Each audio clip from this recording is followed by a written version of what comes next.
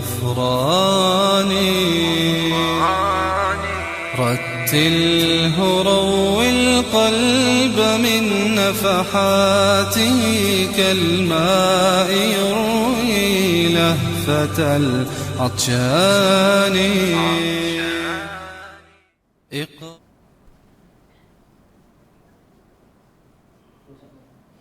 A'udzubillahi minasyaitonirrajim. Bismillahirrahmanirrahim.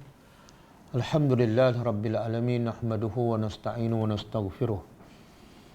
Wa na'udzu billahi min shururi anfusina wa min sayyiati a'malina. May yahdihillahu fala mudilla lahu wa man yudlil fala hadiya lahu. Asyhadu an la ilaha illallah wahdahu la syarika lah. Wa asyhadu anna Muhammadan abduhu wa rasuluh. Subhanaka la ilma lana illa ma 'allamtana innaka antal alimul hakim. Allahumma 'allimna ma yanfa'una wanfa'na bima 'allamtana wa zidna ilma. Allahumma ati anfusana taqwaha wa zakkiha anta khairu man zakkaha. Anta waliyuha wa maulaha. Rabbi yassir wa la tu'assir, Rabbi tammi bil khair. Amma ba'du. InsyaAllah kita sambut tadabbur surah Al-Baqarah. Kita sampai ayat 75. Sebelum kita sambung ayat 76, kita tengok pengajaran daripada ayat 74 dan 75.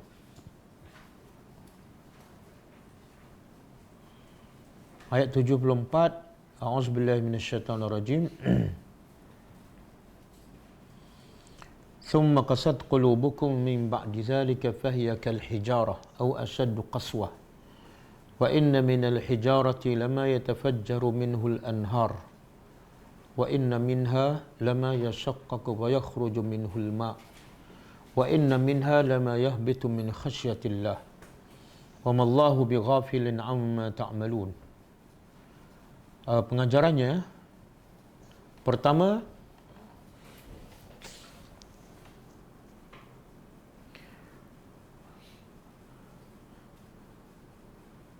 Allah mencela Bani Israel. Allah mencela Bani Israel yang telah diberi berbagai nikmat dan berbagai peluang untuk mereka bertaubat, tapi hati mereka tetap keras dan tidak juga kembali kepada Allah.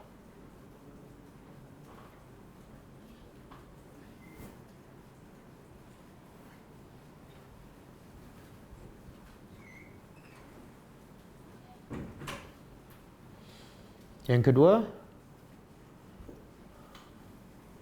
musibah yang paling besar yang menimpa manusia di dunia ialah hati yang keras ataupun hati yang mati.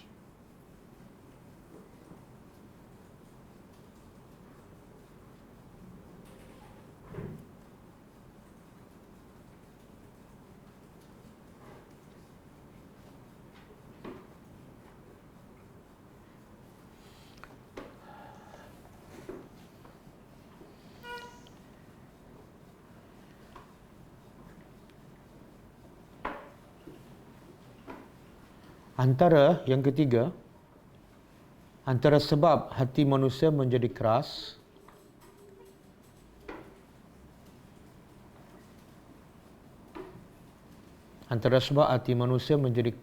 ialah selalu melanggar perjanjian dengan Allah dan perjanjian dengan manusia.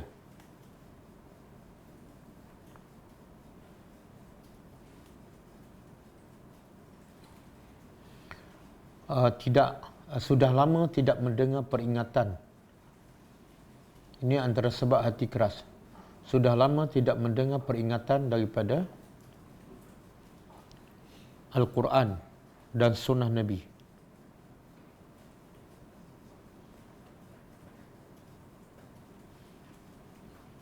Tidak berzikir kepada Allah Subhanahu wa taala.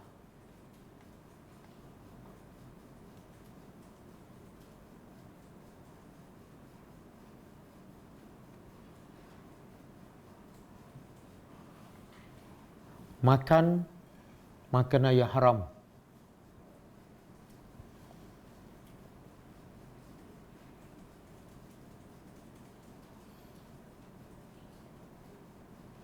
Berkawan dengan kawan-kawan yang jahat.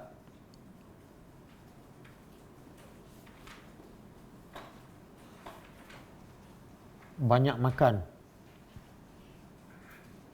Banyak tidur. Banyak bercakap.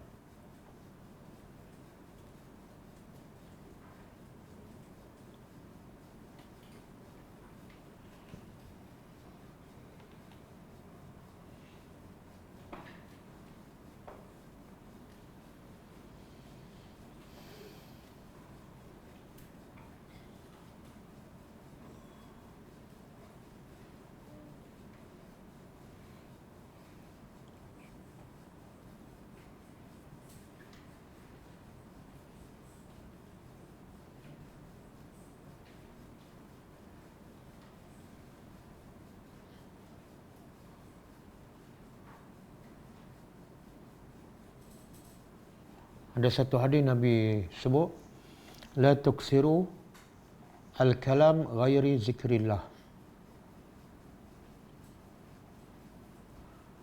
Fa innaha taksu al-qulub.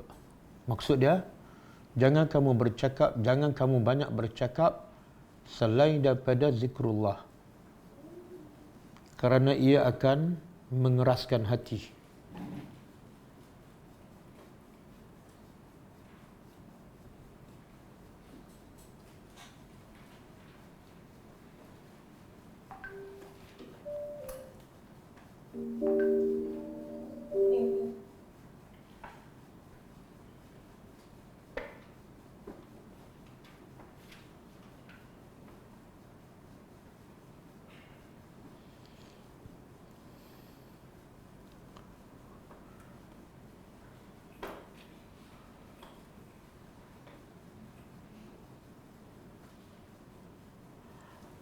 Yang keberapa? Yang ketiga. Yang keempat. Kebesaran Allah Subhanahu wa taala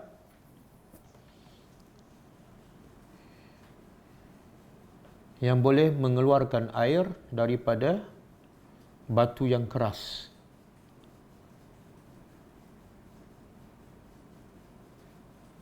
Dan batu boleh jatuh dan pecah kerana merasai kebesaran Allah.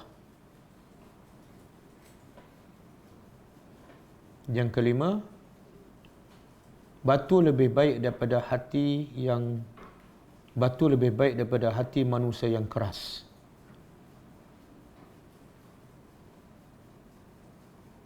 Kerana ada batu yang dapat mengeluarkan air dan dimanfaatkan oleh manusia dan binatang.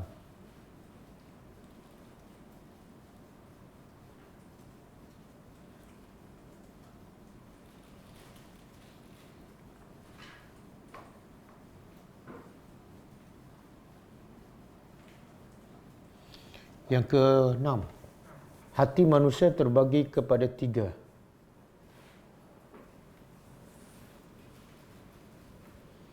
Hati yang hidup ataupun salim, hati yang mati, dan hati yang berpenyakit.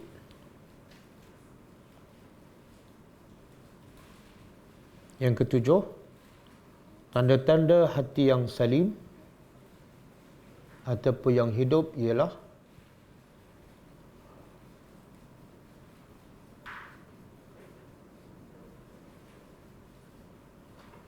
mudah dan senang melaksanakan perintah Allah. Mudah dan senang melaksanakan perintah Allah. Sentiasa tenang dan khusyuk.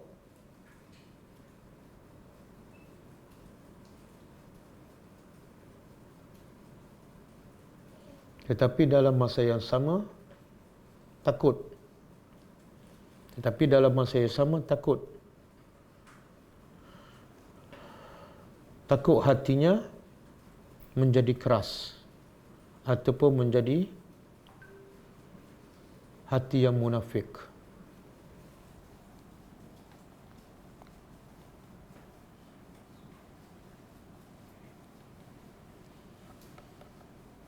Okey, kita pergi ayat seterusnya, ayat 75. Afatatma'una an yu'minu lakum wa qad kana fariqun minhum yasma'una kalam Allah thumma yuharrifunahu min ba'di ma aqaluhu wa hum ya'lamun. Pengajaran daripada ayat 75. Pertama, sesiapa yang tidak beriman dengan apa yang jelas, maka ia semakin sukar untuk beriman dengan yang tersembunyi.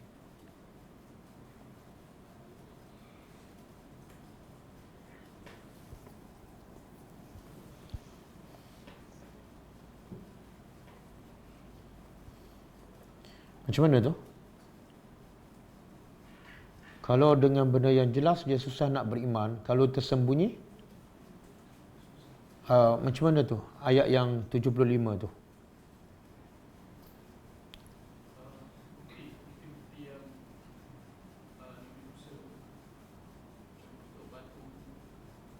Itu ayat 74. Ayat 75 Allah menegur Nabi dan sahabat kan.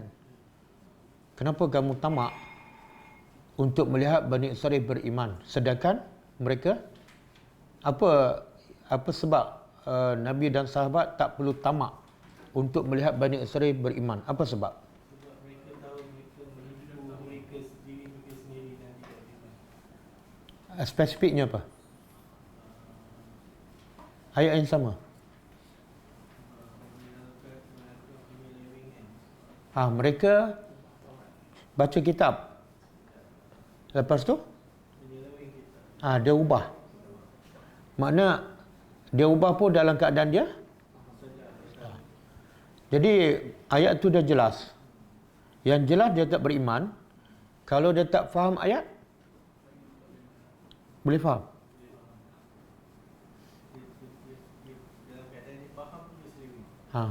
Kalau dia tak faham langsung, lagi susah nak beriman. Boleh faham? Jadi pengajaran kedua, sesiapa yang tidak memahami ayat-ayat Allah, dia tidak mungkin beriman.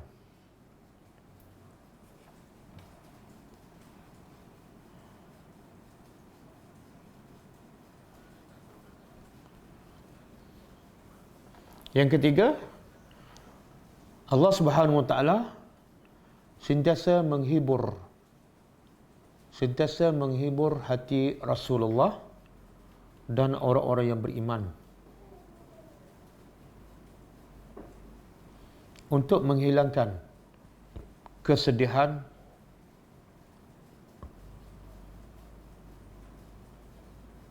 Rasulullah.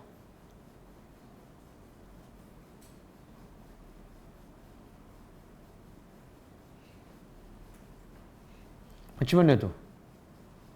Macam mana Allah menghiburkan Nabi? Dalam ayat 75.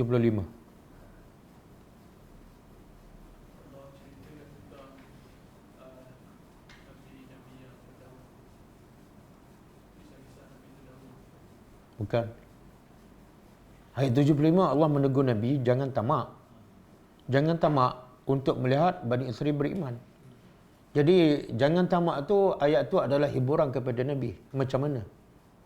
Supaya tak payah nak berharap sedih atau berharap sangat. Dengan Allah bagi tahu mereka ni tak mungkin beriman. Buktinya yang mereka faham pun mereka ubah kan. Jadi bila Allah cerita, tak payah haraplah sebab perangai mereka macam ni, Nabi jadi lega lah. Kalau tak, Nabi masih mengharap dan tamak. Okey, yang ketiga,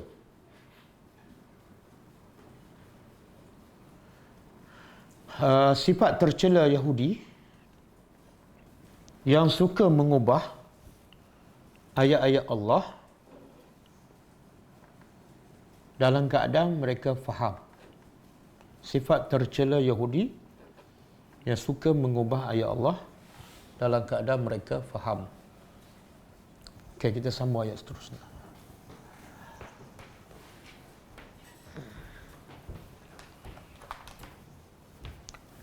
A'udzubillahi minasyaitonirrajim.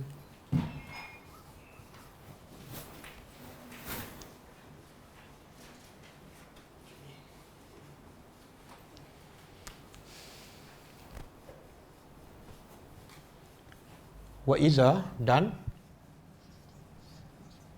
apabila laku.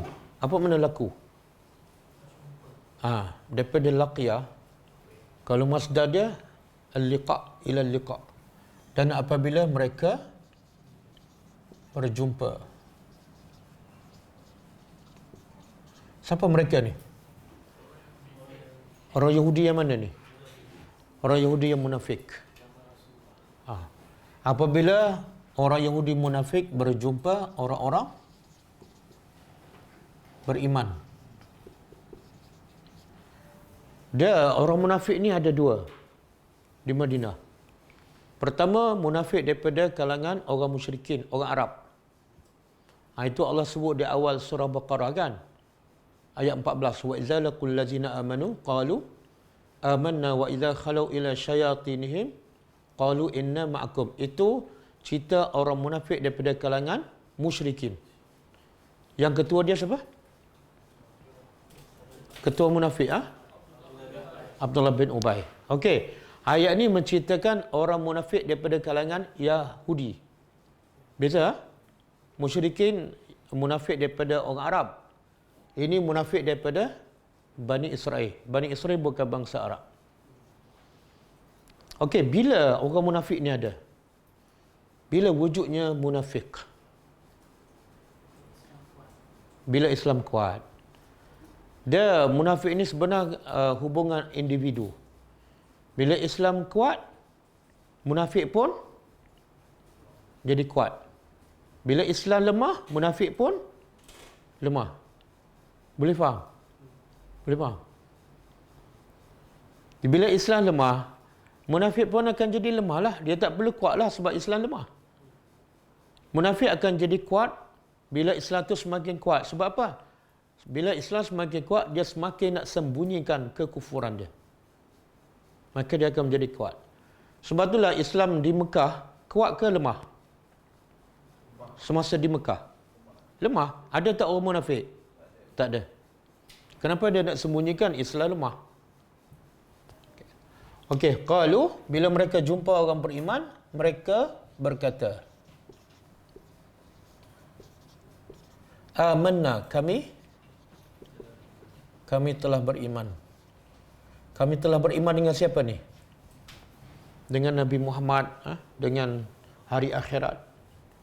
Okey, ini bila jumpa orang beriman. Wa idza khala, dan apabila khala, mereka,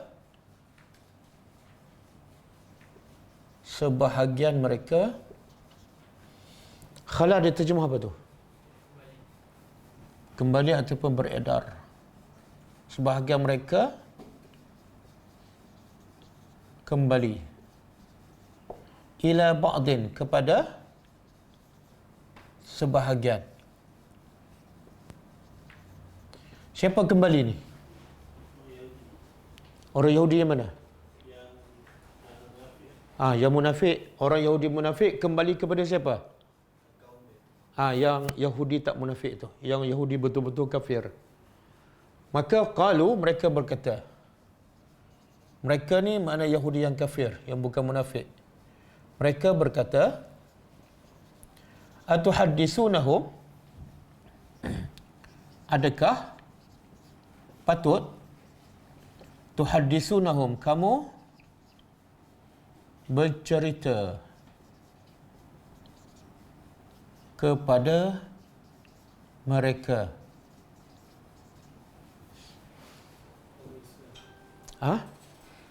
Yang bercakap ni ialah Yahudi yang kafir. Dan dia bercakap pada Yahudi yang munafik. Apa yang dia cakap? kenapa? Adakah patut kamu cerita kepada mereka, iaitu orang beriman? Apa Yahudi munafik cerita pada orang beriman? Bima fatahallah, dengan apa yang fatah ni makna buka, kan? Fatah makna buka. Iza jaa nasrullahi wal fathu. Jadi fatah makna buka, tapi di sini apa maksud dia? Keterangan dengan apa yang telah Allah terangkan alaikum, ke atas kamu.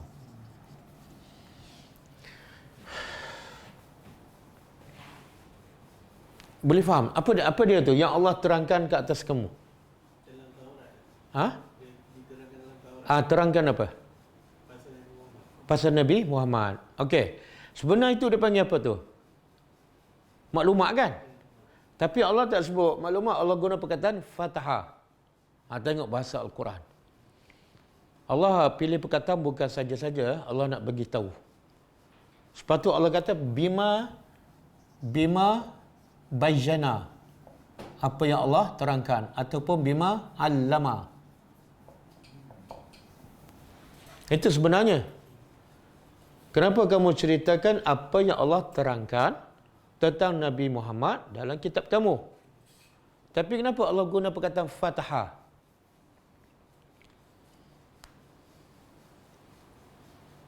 Fatah makna buka kan? Oh. Mungkin itulah poin yang paling penting. Yalah, kenapa Allah guna perkataan buka? Dia sebenarnya maklumat. Apa dia? Mungkin yang orang sembunyikan tak? Bukan rahsia. Yang orang sembunyikan benda tu. Takkanlah apa yang Allah buka rahsia. Yang buka rahsia siapa? Yahudi. Tapi ini fatah Allah yang buka. Allah buka apa yang mereka sembunyi hidayah.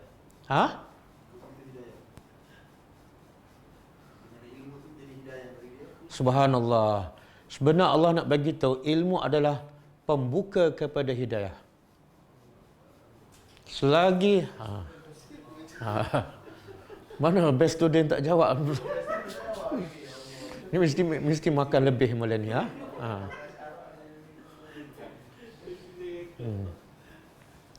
Dia selagi manusia tidak ada ilmu, hati dia tertutup. Seolah dia ada dalam kegelapan. Ilmu tu adalah sebagai pintu yang membukanya untuk mendapat hidayah Allah. Boleh?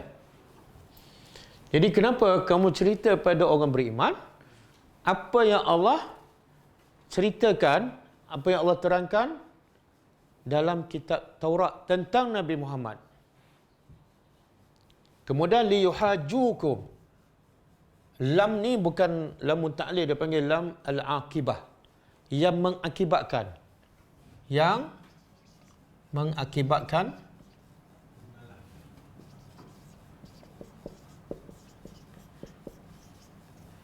yuhajukum, mereka berhujah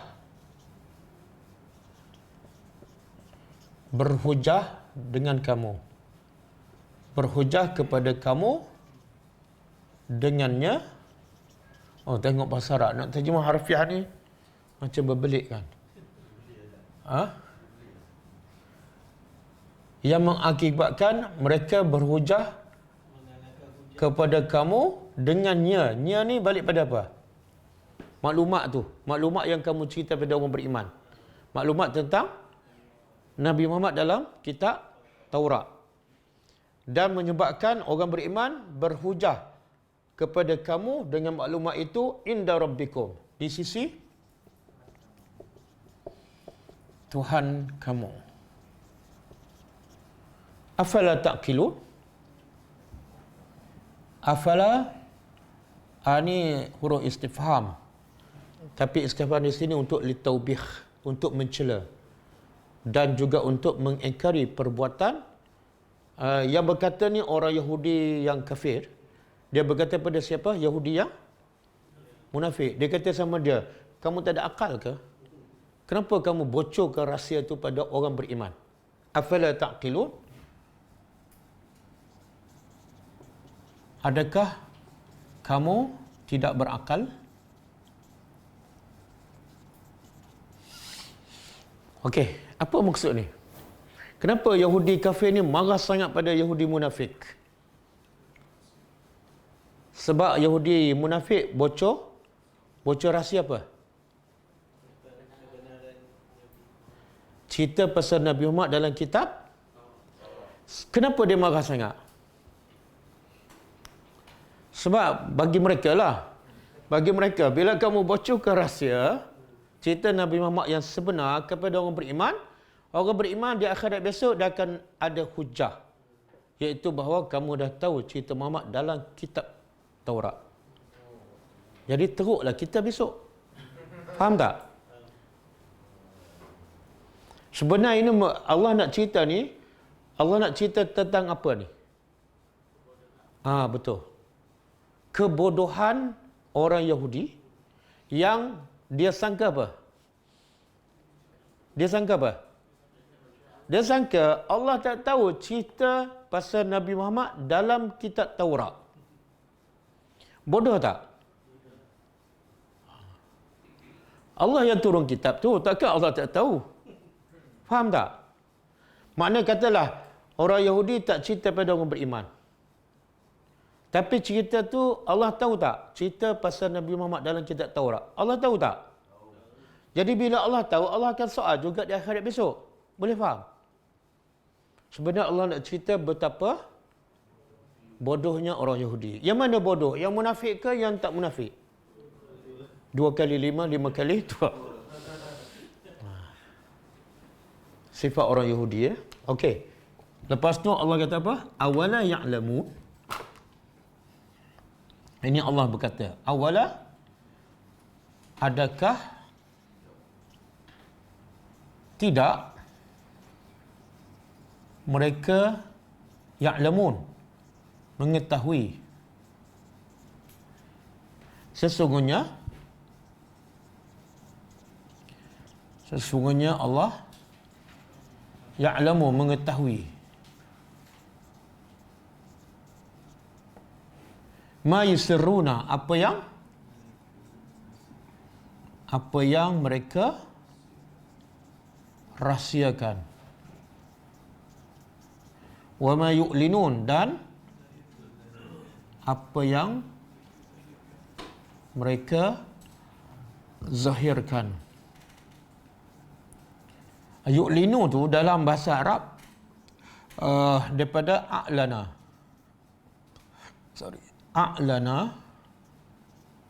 Kalau fi'il madhi a'lana, kalau masdar dia i'lan. Yu'linun i'lan. I'lan ni dia jadi bahasa Melayu kan? Bahasa kita apa sekarang? Viral.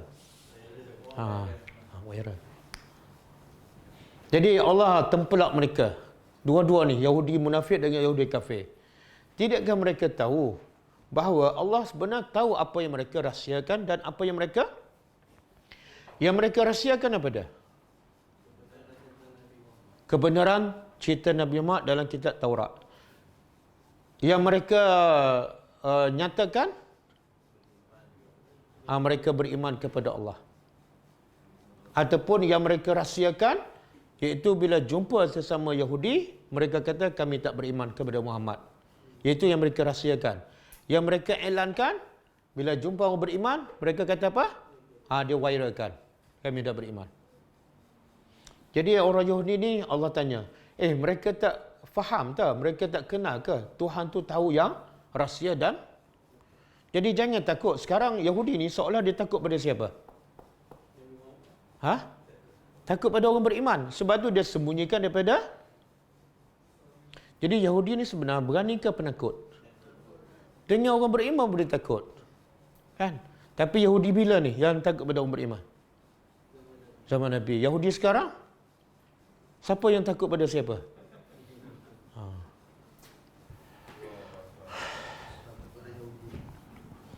Hebat tak? Hebat Nabi dengan orang beriman kan. Menyebabkan orang munafik Yahudi ni kecut perut. Semua benda nak dirahsiakan. Tapi sekarang tak ada. Okey. Kemudian Allah kata apa? Wa minhum, dan wa minhum, sebahagian mereka. Sebahagian mereka. Yahudi ni ada dua golongan. Bukan yang munafik ni, yang kafir ada dua golongan. Pertama, golongan ulama. Yahudi pun ada ulama. Yang kedua, golongan orang awam. Sebelum ni Allah cerita pasal golongan ulama. Dia panggil ahbar. Ahbarul Yahud. Sebelum ni. Yang mana tu? Yang baca kitab Taurat, faham dan ubah. Itu ulama. Itu golongan ulama. Sekarang Allah nak cerita pula yang Yahudi, yang orang awam. Apa dia? Allah kata ada sebahagian mereka ni, Yahudi ni, ummiyun. Ummiyun makna apa? Kalau ini ramai ni, ummiyun, ramai kan? Waw nun. Kalau seorang? Ummiyu. Ummiyu. Okey. Buta huruf kan?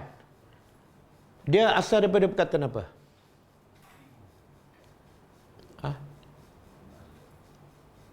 Asal perkataan apa? Apa? Kenapa? Kau ada masalah malam ni, Pak? Daripada perkataan ummu, ibu. Jadi apa kaitan buta huruf dengan ibu? Adakah semua ibu buta huruf? Tak. Apa kaitan? Kan? Dia tak sandar buta huruf kepada bapa. Ubbiyu, abun kan? Sebab sekali lagi. Dia keluar daripada perut ibu. Menggambarkan dia tak tahu apa-apa. Itu yang dikatakan makna bila dia keluar daripada baby lah, keluar daripada perut ibu, dia tak boleh membaca, tak boleh menuliskan. Betul kan? Lepas tu yang ni dah besar ni, dewasa ni. Tak, sebenarnya jawapan Ipah dah betul, cuma dia tak yakin. Dia, bila anak tu keluar daripada perut ibu, dia tak boleh membaca, tak boleh menulis. Okey? Kalau dia sampai ke besar pun, umur 40, masih tak boleh membaca, masih tak boleh menulis, seolah dia baru je dilahirkan oleh ibu. Maka sebab tu dia sandar pada ibu. Umur sebulan tak boleh membaca. Umur 2 tahun tak boleh membaca. Umur 20 tahun tak boleh membaca. Macam baru lahir. Boleh faham? Okey. Sekarang Allah kata pada siapa ni?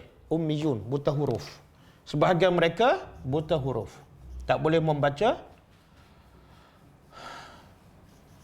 dan tak boleh menulis. Allah sandar pada siapa ni? Tengok, Allah nak cela ni. Allah nak cela ni. Siapa yang ada sifat ni, walaupun dia bukan Bani Israel, dia tercela. Apa sifat apa ni? Buta huruf. Buta huruf yang mana ni? Tengok selepas dia. Ummiyun makna dia ialah la ya'lamunal kitab. Mereka tidak faham isi kitab. Allah nak cela ni. Ada kitab tapi tak faham. Boleh? Kat mana tu celaan? Kat mana celaan? Dalam perkataan apa? Buta huruf. Buta huruf ni sifat terpuji ke sifat tercela? Tercela. Tapi Nabi Muhammad buta huruf tak? Tercela ke terpuji? Tadi kata sifat buta huruf tercela. Kalau buta huruf duduk pada Nabi terpuji. Kalau duduk pada orang awam tercela. Tapi Nabi faham. Dia buta huruf tapi dia faham kata-kata. So dia tak tercela. Yalah, tapi tak apalah. Yang faham tu nombor 2. Tapi sifat tak boleh membaca dan tak boleh menulis. Sifat terpuji ke tercela? Untuk Nabi terpuji. Untuk orang lain tercela. Betul? Itu jawapan dia apa tu? Kebetulan.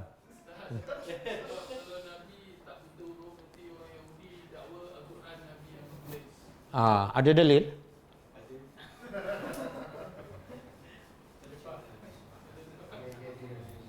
Dia ada setengah orang dia kata Nabi sebenar tak buta huruf. Sebab sifat buta huruf ni sifat yang tak baik. Jadi tak patut kita sandar sifat tak baik kepada Nabi. Ya Allah. Sebenarnya tak ada siapa pun kata Nabi buta huruf. Yang kata Nabi buta huruf Tuhan. Buka surah ni, surah Al-Ankabut ayat 48. Surah Al-Ankabut ayat 48.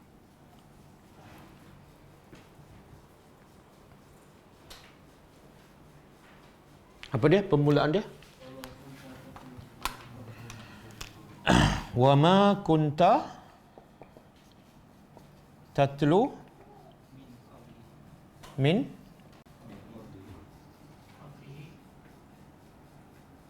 qablihi min kitabin wala takhutuhu bi yaminika. Apa tu? Izan lartaba al-mubtilun. Cuba terjemah. Wa ma kunta, dan ma apa dia? Tidak. Tidaklah kunta. Kunta apa mana? Tak kunta saja. Ta tu menunjuk apa dalam bahasa Arab? Kalau ta di belakang. Awak laki ke perempuan? Laki. Kalau perempuan? Cuba baca dua-dua. Kunta, kunti. Okey, kalau aku? Aku. Kalau engkau lelaki, kunta. Engkau perempuan, kunti. Kalau aku. Kuntu minaz zalimin. Doa apa? Nabi Adam. Mana ada Nabi Adam? Doa Nabi Yunus. Doa Nabi Adam apa? Rabbana zalamna. La ilaha illa anta subhanaka inni kuntu. Okey. Jadi kalau kuntu aku. Kalau kunta engkau lelaki. Nabi Muhammad lah. Allah kata apa? Tidaklah engkau tatlu. Tatlu daripada tilawah, membaca. Tidaklah engkau boleh membaca. Min qablihi, dari sebelum ini. Min kitab, daripada apa-apa kitab. Nabi tak boleh baca. Satu. Yang kedua, wala takhutuhu. Takhutu khat. Dan engkau tidak juga boleh menulis biyaminika, dengan tangan kanan. Ustaz, Allah kata tak boleh tulis tangan kanan, mana boleh tulis tangan kiri. Pandai awak. Kemudian Allah bagi tu sebab. Kenapa buta huruf ni sifat tak bagus, tapi bagi Nabi bagus, sangat terpuji. Sebab apa? Izan. Cuba terjemah. Izan.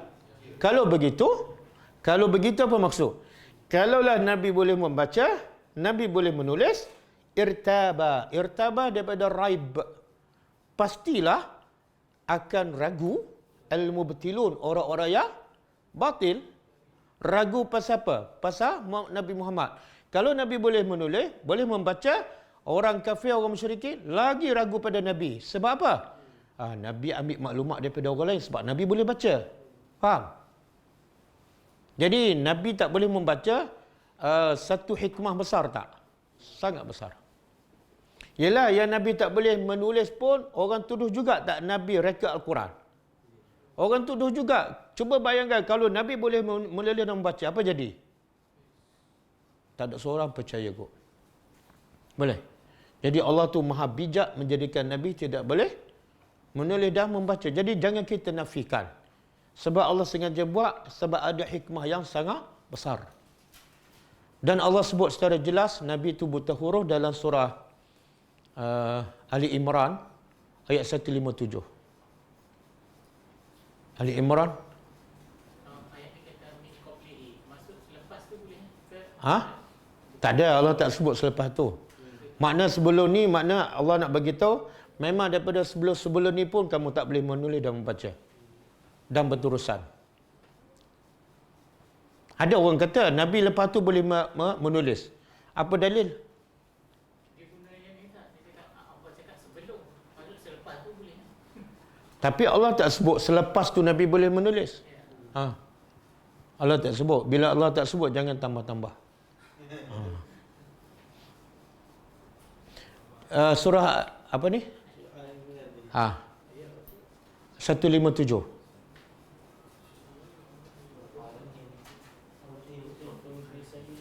Ha? 157 bukan?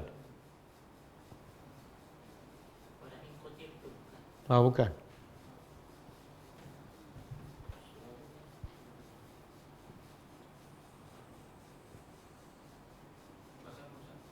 Pasal ni lah Nabi adalah seorang yang buta huruf. Ummiyu. Kejap.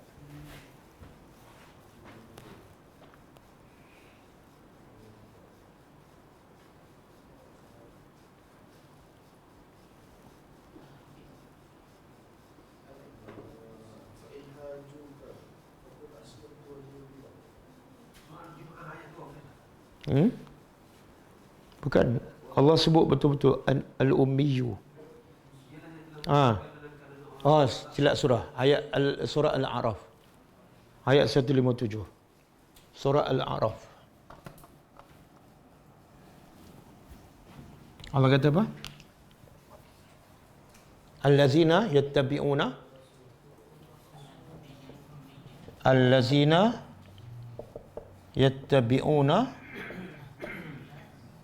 An-Nabiyyu kan? Ar-Rasul An-Nabiyya Al-Ummiyya. Ni ayat ni Allah sebut jelas. Orang-orang yang mengikut Rasul dan dia juga adalah Nabi dan dia juga adalah Ummiyu. Allah sebut tak Ummiyu di sini sebelum tu? Ayat ni jelas, iaitu Ummiyu bila-bila lah. Okey. Jadi kita tak pernah kata pun Nabi buta huruf. Kita hanya menceritakan apa yang Allah ceritakan. Okey. Jadi Allah kata ada kalangan Bani Israel ataupun Yahudi yang buta huruf. Jadi maksud buta huruf di sini apa dia? Maksud dia tak tahu membaca, tak tahu menulis ataupun tak tahu kitab. Dia tak tahu baca, dia tak tahu tulis, jadi dia tak tahu apa isi kalimat. Tak, kalau dia tak tahu membaca, tak tahu menulis, memang dia tak tahu, tak ada ilmu kan. Jadi dimaafkanlah. Tapi dia memang keterangan daripada dia punya ulama dia.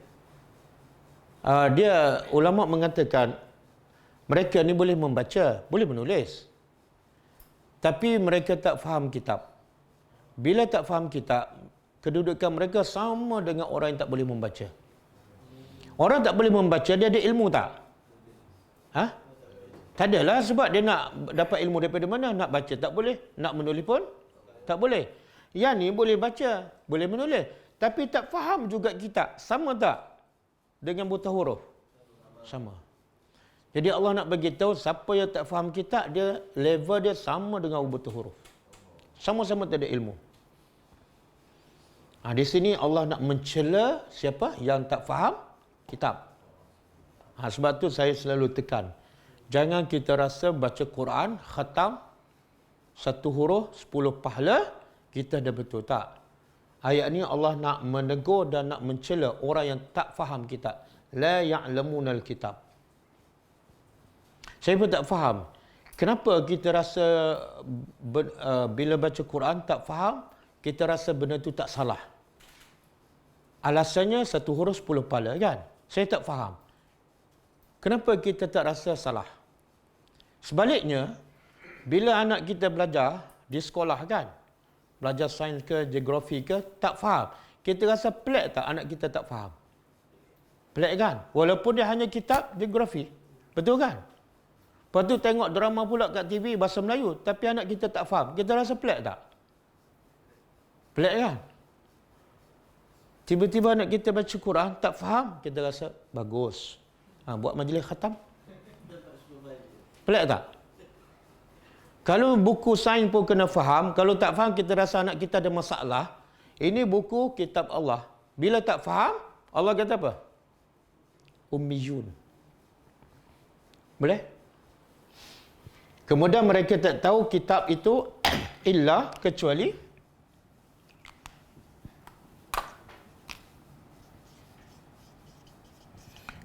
amaniyah. Apa pula amaniyah? Satu cerita dongeng. Yang kedua, amaniyah dalam bahasa Arab ialah tilawah, bacaan.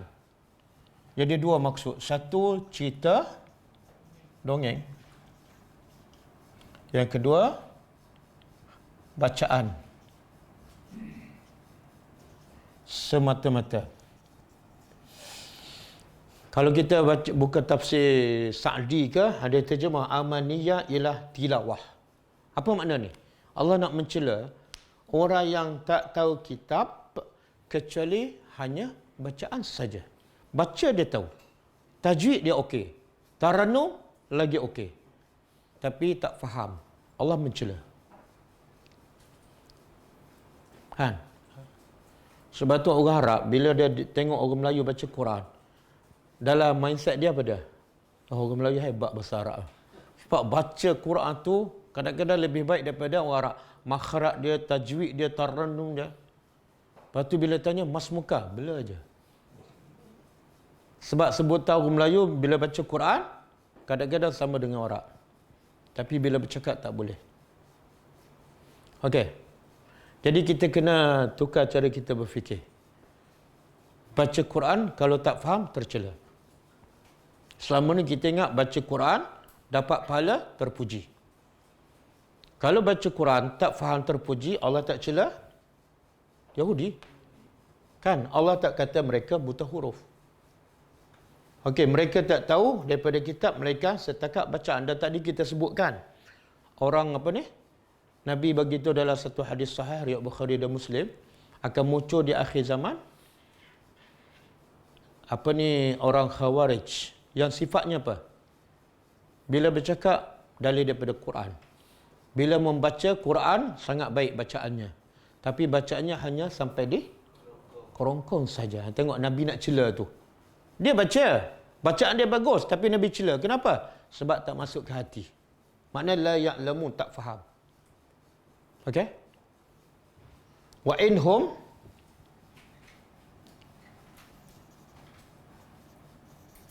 dan tidaklah mereka illa kecuali yazunnun. Apa makna yazunnun? Bersangka-sangka. Ini pun Allah nak cela ni. Di mana celaan di sini ni? Tidaklah mereka ni, ahli kitab ni, melainkan sangka-sangka je. Pasal kitab mereka, mereka tak faham. Bila tak faham, mereka sangka-sangka lah. Saya rasa ayat ni maksud macam ni lah. Itu tercela. Sebab Islam mesti jelas, kan? Islam mesti yakin. Bila sangka-sangka tak boleh. Benda baik apa salahnya? Kan? Bila kita kata benda baik apa salahnya, macamlah Nabi tak tahu benda tu baik kan? Dia seorang tahu. Okey? Boleh kah? Saya bagi contoh kan. Bila kita duduk ramai-ramai, semua cakap, semua speaking kan. Kita seorang tak boleh. Kita rasa macam mana? Rasa rendah diri ke rasa macam mana? Rasa rendah kan?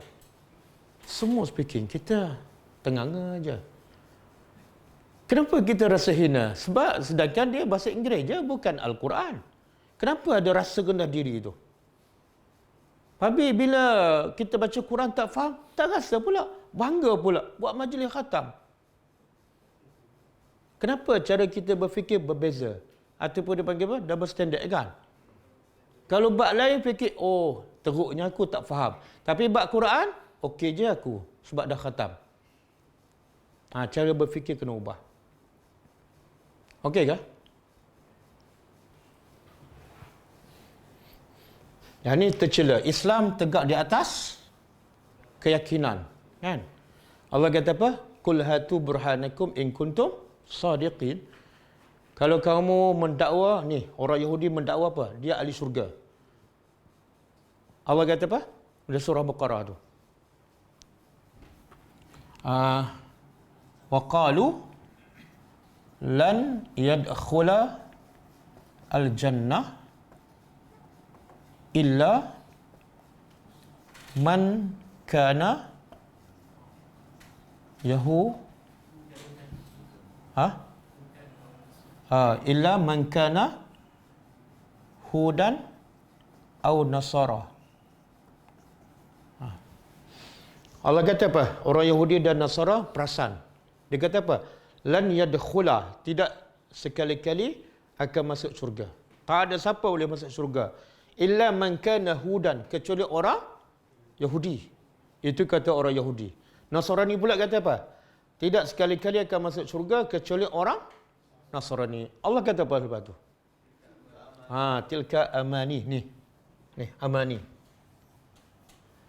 Tilka amani yuhum. Allah kata itulah cerita dongeng mereka. Lepas tu Allah cabar. Allah kata apa?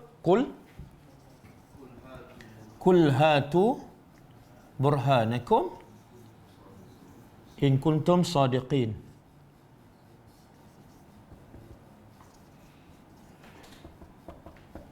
Allah kata, qul, katalah kalau betul kamu ahli syurga, hatu burhanakum, bagilah bukti. Apa bukti kamu ahli syurga? In kuntum sadiqin.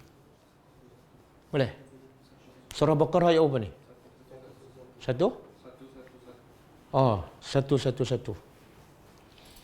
Jadi ayat ni membuktikan bahawa Islam tegak di atas fakta, di atas bukti. Tak boleh agak-agak. Bila agak-agak, dia bukan Islam. Dia kata, ulama' kata ahli tafsir, ayat ni sama dengan ayat yang Allah mengatakan Yahudi sama seperti keldai. Kan? Dia bawa kitab, lepas tu bila ditanya keldai, apa isi kandungan kitab? Dia jawab tak? Dia tak jawab. Tapi kalau tanya orang Melayu, apa isi kitab yang kamu baca? Dia jawab tak? Dia jawab, tapi jawab tak tahu. I don't know kan? Jadi mana lebih baik? Keldai yang tak jawab langsung dengan Melayu jawab tak tahu. Same.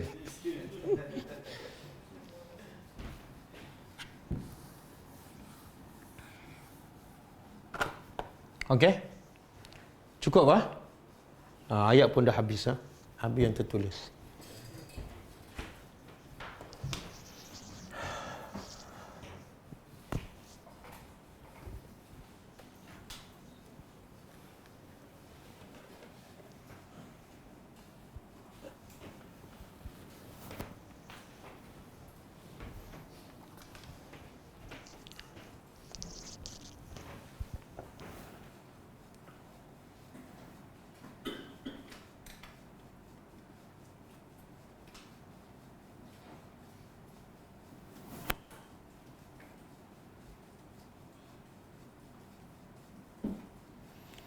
Zoom ada soalan ke?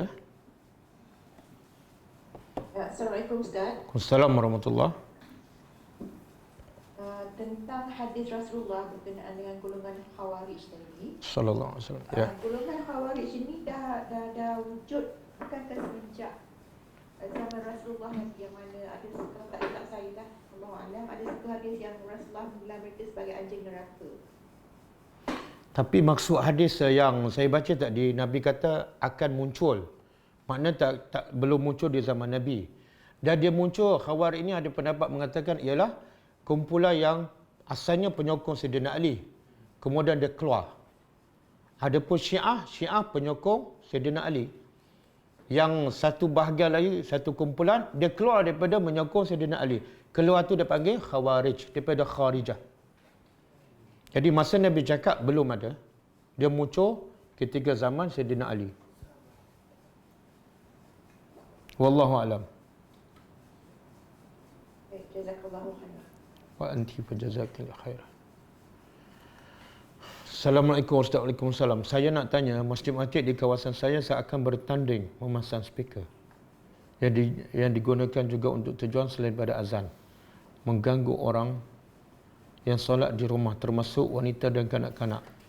Daripada Isya sampai habis tarawih 20 rakaat dan witir 3 rakaat. Bising yang amat, apa hukumnya? Hukumnya berdosa lah. Sebab Allah mengatakan, Nabi sebut dalam satu hadis, Al-Muslim. Siapa Muslim yang sebenar? Man salima al-Muslim min lisanihi wa yadihi. Muslim yang sebenar ialah, ini ciri-ciri Muslim. Nabi tak kata Muslim yang solat, Muslim yang solat malam. Tak. Muslim yang sebenar ialah yang orang Islam lain selamat daripada lidah dan tangannya. Maknanya lidah kita tak menyakiti hati orang. Tangan kita tak menyakitkan hati orang. Itu Muslim. Bila kita pasang speaker kuat, menyakitkan hati orang tak? Ya. Kadang-kadang satu taman mengganggu. Kenapa kita nak kuatkan? Cuba fikir secara logik. Kenapa kita nak kuatkan? Nak suruh orang dengar. Dia kalau nak dengar, dia datang masjid lah. Bila tak nak datang masjid, dia tak nak dengar lah tu. Jangan paksa orang mendengar. Kan? Begitu juga kisah seorang wanita yang Nabi kata, bila ditanya pada Nabi, wanita ni solat malam banyak. Sedekah pun banyak. Puasa sunat pun banyak. Tapi satu je, dia menyakiti jiran. Nabi kata apa? Ahli neraka. Jadi menyakiti jiran ni bukan benda kecil lah. Menyebabkan seseorang masuk neraka. Jadi tolonglah faham AJK Masjid, pengurusi nazir kan. Dan cuba berfikir dengan logik. Kalau tak nak terima dalil pun, fikir secara logik. Untuk apa pasang kuat? Untuk siapa? Kan? Dia agama tak boleh nak paksa kan? Nak paksa orang dengar. Tak boleh.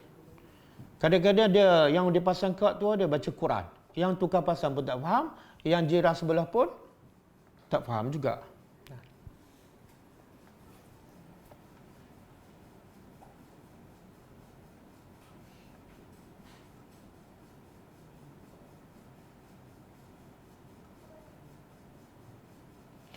Ustaz, bolehkah ganti puasa sekali dengan puasa 6? Ulama beza pendapat lah. Ada mengatakan boleh dirangkumkan, tapi pendapat paling kuat tak boleh. Pendapat paling kuat tak boleh sebab Nabi kata dalam satu hadis, siapa yang puasa Ramadan summa atba'ahu bisittin min Syawal. Setelah dia puasa Ramadan, bila sebut Ramadan makna lengkap lah. Bila sebut Ramadan mesti lengkap sebulan. Kemudian dia ikuti dengan 6 daripada Syawal. Maka baru dapat pahala puasa setahun. Itu pendapat paling kuat sekali. Iaitu kena selesaikan dulu Ramadan. Kalau tak cukup, kena qada dulu. Bagi lengkap. Baru puasa 6. Satu. Yang kedua mengatakan tak boleh sebab Ramadan ni hukumnya fardu. Adapun puasa 6 hukumnya sunat. Dia tak boleh nak gabung antara fardu dengan sunat. Macam kita solat zuhur lah kan. Boleh tak kita solat zuhur gabung sekali dengan solat niat sunat ba'diyah? Boleh tak? Tak boleh.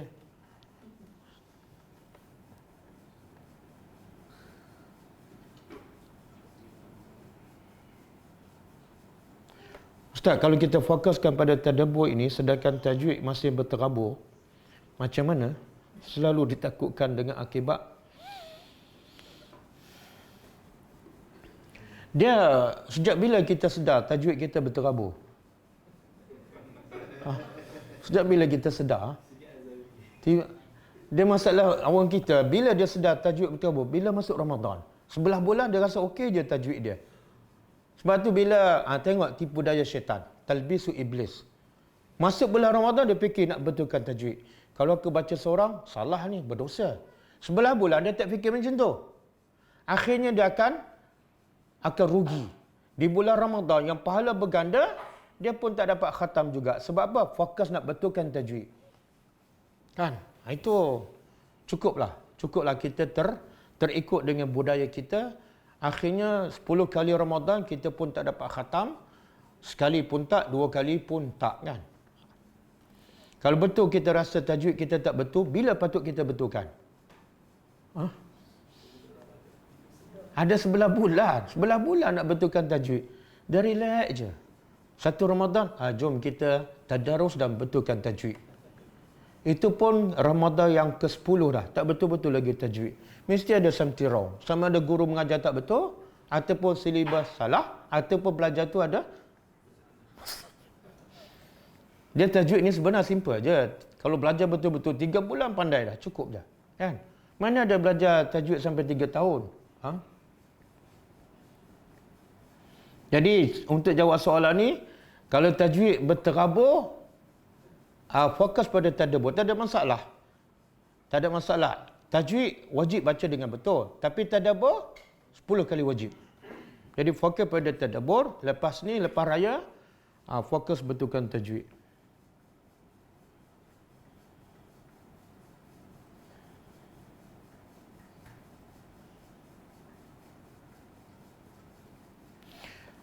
Assalamualaikum. Waalaikumsalam.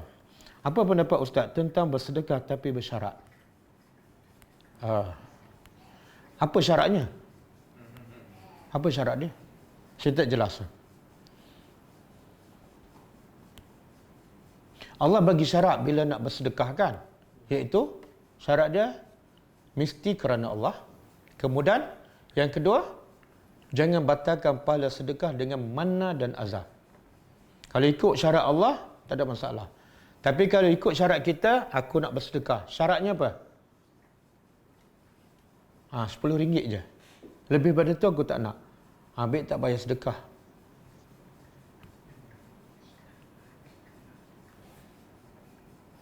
Sama juga orang yang bernazar. Bernazarkan, kalau aku disembuhkan daripada penyakit, aku nak bersedekah. Itu sedekah bersyarat tu. Maknanya selagi tak sembuh, dia tak bersedekah. Sedekah nazar ni hukumnya yang paling, pendapat yang paling kuat ialah hukumnya makruh.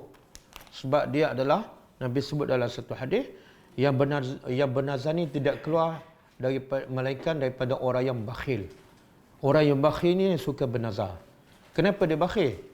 Sebab dia bersyarat dengan Tuhan. Kalau engkau seolah kalau engkau bagi sembuh, aku sedekah. Kalau tak, tak adalah. Sedekah Allah bagi dia sihat dah lama, 50 tahun dah. Kenapa tak bersedekah?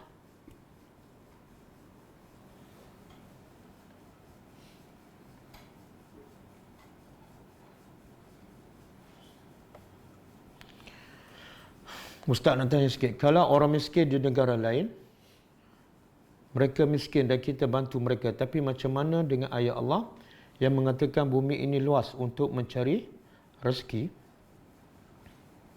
Jadi patukkan mereka keluar daripada kawasan mereka? Kawasan ini macam negeri Afrika yang miskin ataupun negara-negara yang miskin lain. Dia sebenarnya Nabi ada pesan kepada Muaz bin Jabal apabila Nabi utuskan Muaz bin Jabal berdakwah ke Yaman. Pertama, Nabi kata apa pada Muaz? Ajarlah mereka la ilaha illallah, kenal Tuhan. Bila mereka kenal Tuhan, yang kedua ajar mereka solat. Bila mereka dah solat dengan betul, yang ketiga ambil zakat daripada orang kaya mereka, iaitu orang kaya tempat tu, dan agihkan juga kepada orang fakir di tempat itu. Jadi Allah tu maha bijak. Allah jadikan di tempat yang ada orang miskin, mesti ada orang kaya. Tempat ada orang kaya, mesti ada orang miskin. Jadi kalau semua orang kaya di tempat masing-masing main peranan dan keluarkan zakat, tak perlu kita agihkan zakat di tempat yang jauh. Tapi kadang-kadang orang tempat tu tak keluarkan zakat, maka memerlukan kita hantar daripada jauh. Jadi tak salah, cuma keutamanya ialah zakat itu hendaklah diagihkan kepada orang fakir tempat kita keluarkan zakat tu.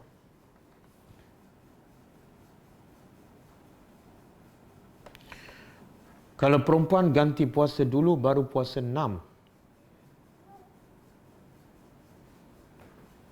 Kalau perempuan ganti puasa dulu, baru puasa 6. Ya, yang terbaiknya. Kalau ikut hadis yang terbaik, habiskan puasa Ramadan, ganti semua, barulah puasa 6. Ustaz tak sempat lah sebab uzur. Dia kalau kita dah ditakdirkan uzur, nak buat macam mana, itu bukan pilihan kita. Kita memang nak puasa, Allah lebih tahu kita betul ikhlas ataupun tak. Kadang-kadang uzur 6 hari. Tapi open house 16 hari. Mana nak sempat?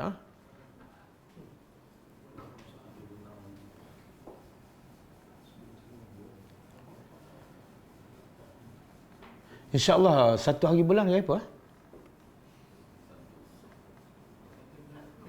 Sabtu Ahad. Sabtu kan? 1 hari bulan ni kita akan ada tadabbur edisi khas. Memburu Lailatul Qadar. Pukul 10.30 pagi. Saya tengok tak ada soalan pasal Lailatul Qadar. Ada banyak soalan pasal puasa 6. Tak, yang paling besar nikmat, antara yang nikmat yang paling besar di bulan Ramadan bukan puasa 6, tapi Lailatul Qadar. Jadi kita akan bincang tajuk khas berkenaan dengan memburu Lailatul Qadar pada hari Sabtu pukul 10.30 pagi, insya-Allah. Boleh zoomkan sekali tak Ustaz? Insya-Allah. Apa pendapat Ustaz tentang bersedekah untuk orang yang sudah meninggal? Boleh, tak ada masalah. Ada dalil. Ada dalil. Kita boleh bersedekah kemudian niat pahalanya kepada sesiapa saja yang meninggal, sama ada saudara kita ataupun yang bukan ada hubungan saudara.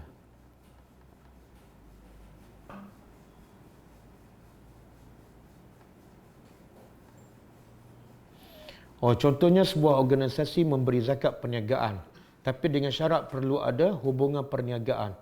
Tak bolehlah. Dia sebenarnya nak berniaga ke nak bagi zakat ni? Kalau nak bagi zakat kerana Allah lah, mana ada syarat.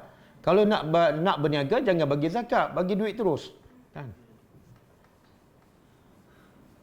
Mana lebih baik? Tadabbur tidak khatam ataupun baca tapi dapat khatam? Dua-dua kurang baik. Yang baik ialah tadabbur dan khatam. Tadabbur dan khatam. Kita boleh tadabbur 2 muka surat setiap hari kan. Memang tak akan habis bulan Ramadan, tapi istiqamah. Lepas raya sambung. InsyaAllah setahun habis.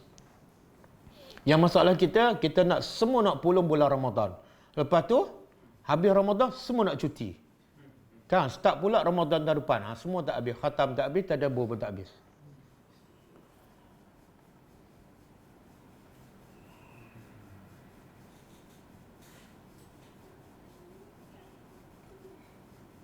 Assalamualaikum Ustaz. Solat fardu zuhur, asar dan maghrib bersendirian di rumah, tapi isya dan tarawih berjemaah di masjid. Apa pandangan Ustaz? Saya nak tanya, kenapa zuhur, asar, maghrib di masjid? Apa sebab? Kena tahu sebab dia. Jadi kalau tak tahu sebab, saya tak boleh bagi pandangan. Okey, Faiz.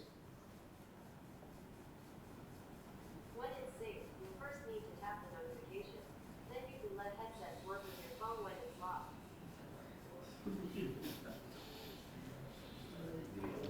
Location ke mana tu? Belajar Inggeris. Ustaz, yang mana lebih afdal, memberi zakat di tempat selain daripada tempat kita kerja kerana di tempat lain? Yang afdal saya sudah sebut tadi, iaitu bagi zakat di tempat kita bekerja. Adapun tempat lain, sepatutnya kalau semua berfikiran sama, masing-masing bekerja, tempat dia bekerja, dia bagi zakat tempat tu. Selesai masalah. Kan?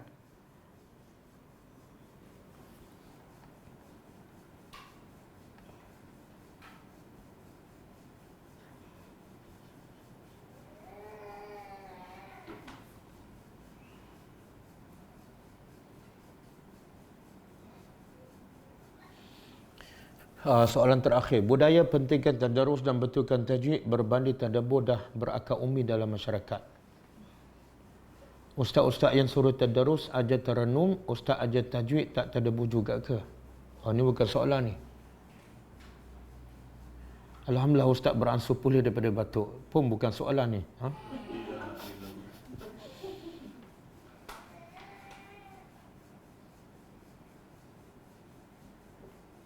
Okey, cukup Kita sambung besok insya-Allah. Kita tutup dengan membaca tasbih kafarah. Subhanakallahumma wa bihamdika asyhadu an la ilaha illa anta astaghfiruka wa atubu ilaik. Assalamualaikum warahmatullahi wabarakatuh.